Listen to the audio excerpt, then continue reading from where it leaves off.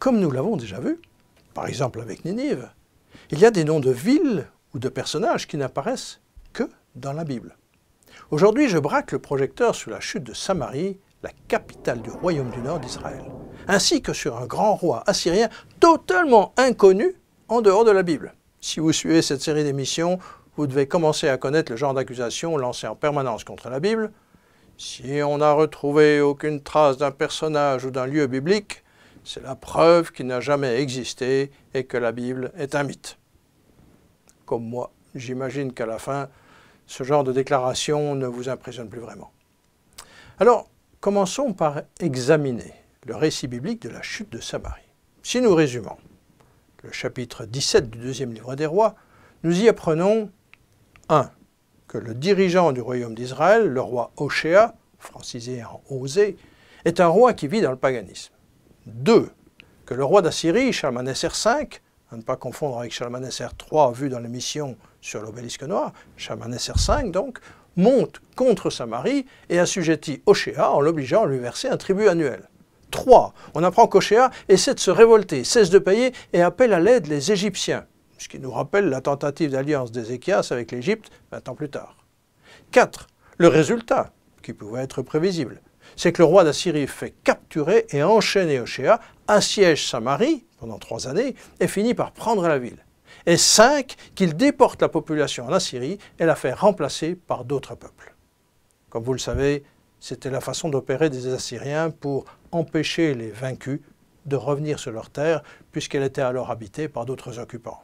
C'était une manière d'assurer leur emprise en désorganisant ces populations et en limitant les possibilités de rébellion. Une remarque en passant sur le texte biblique. Le texte mentionne le nom de Shalmaneser, ou Salmanasar en français, celui qui a imposé un tribut à Hoshea. Par contre, concernant la prise de Samarie, elle a attribué au roi d'Assyrie, sans mentionner son nom. Un détail qui semble indiquer que ce n'est pas Shalmaneser qui dirigeait l'Assyrie lors de la conquête de la ville. Je ferme la parenthèse, j'y reviendrai. Jusqu'à la fin du XIXe siècle, on n'avait retrouvé aucun vestige confirmant cet événement lointain, même si les fouilles sur l'emplacement de l'antique Samarie avaient révélé une ville qui avait été effectivement solidement fortifiée par une double muraille et qui datait de la bonne époque, ce qui expliquait qu'elle ait pu résister 3 longues années, mais sans plus d'indications sur une éventuelle capitulation devant la puissance assyrienne. Souvenez-vous que tout cet épisode s'est déroulé fin du 8e siècle avant Jésus-Christ, en 722 précisément. Et bien sûr, au cours des siècles qui ont suivi, des générations d'habitants s'y sont succédés, ont démoli, rebâti leur habitation, les bâtiments publics, redessiné les rues, les places, etc. Une succession de peuples différents s'y sont installés, sous domination perse, grecque, évidemment romaine. Puis ce furent les musulmans, les mamelouks, les ottomans et bien d'autres jusqu'à nos jours. Donc d'innombrables reconstructions les unes sur les autres au cours des siècles. Alors retrouver les traces d'une bataille bien précise il y a si longtemps, c'est généralement mission impossible. Par ailleurs, indépendamment de ce récit, il existe un autre passage dans la Bible qui mentionne un détail qu'on ne relie pas a priori à la prise de Samarie. Il s'agit du nom d'un roi qui n'apparaît qu'une seule et unique fois dans toute la Bible. Dans une prophétie d'Ésaïe prédisant une future victoire assyrienne contre l'Égypte et l'Éthiopie, on trouve en introduction ces quelques mots au chapitre 20. Le Tartan, envoyé par Sargon, roi d'Assyrie, combattit Ashdod et s'en empara. Curieux passage, puisqu'il parle d'un certain Sargon, qui aurait été roi d'Assyrie et qui était totalement inconnu des historiens, et d'une sorte de général d'armée nommé le Tartan.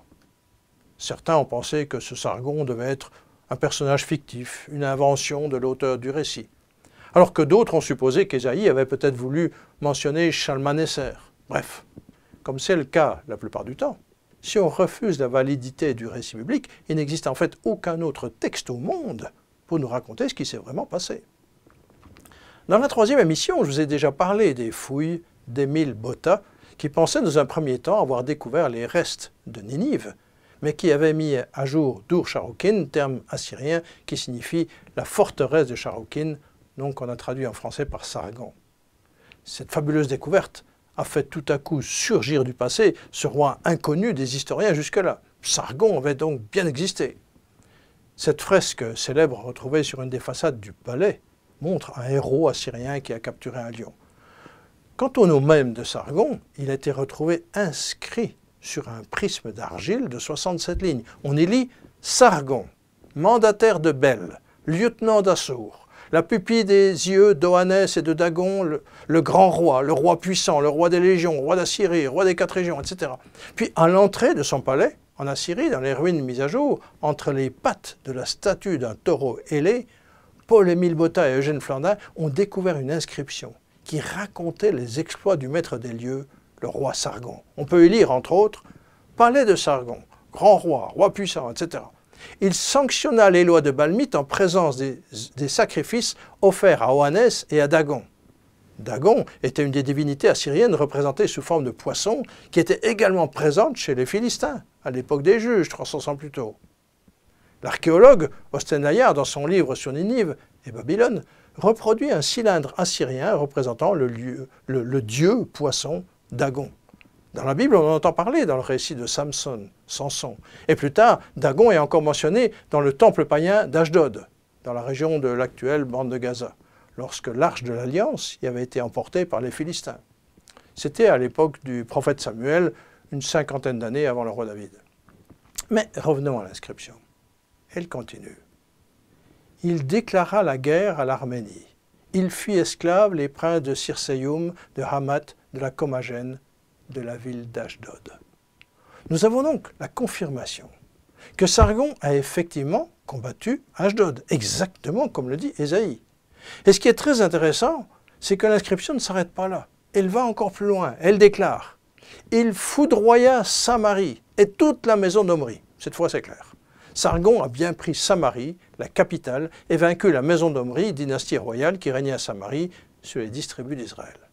Donc, après Shalmaneser, c'est bien un autre roi qui a pris Samarie, comme le laissait penser le texte de 2 rois, qui avait nommé Shalmaneser, puis avait ensuite juste mentionné Melech Hashur, le roi d'Assyrie.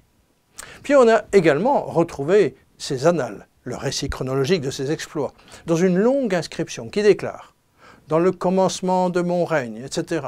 Avec l'aide du soleil qui me fait vaincre mes ennemis, j'assiégeai, j'occupais la ville de Samarie, et je réduisis en captivité 27 280 personnes, je prélevai sur eux 50 chars de la part de ma royauté, je les emmenai en Assyrie, et je fis demeurer au milieu d'eux les hommes que ma main avait conquis. » Cette inscription apporte donc non seulement la confirmation de la prise de Samarie, mais aussi la déportation des vaincus en Assyrie, et même l'autre volet de la stratégie assyrienne mentionnée dans la Bible, à savoir le déplacement d'autres populations contraintes de venir habiter à Samarie.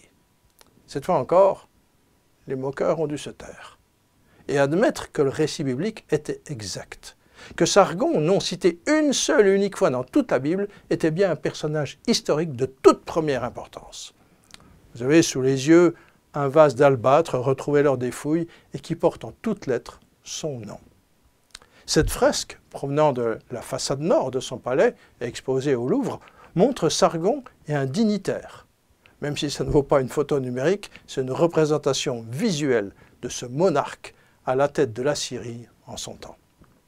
Et enfin, cerise sur le gâteau, pour illustrer encore la précision du texte d'Ésaïe, il me reste à citer Georges Contenot, qui a été conservateur au département des Antiquités orientales du musée du Louvre entre 1927 et 1946.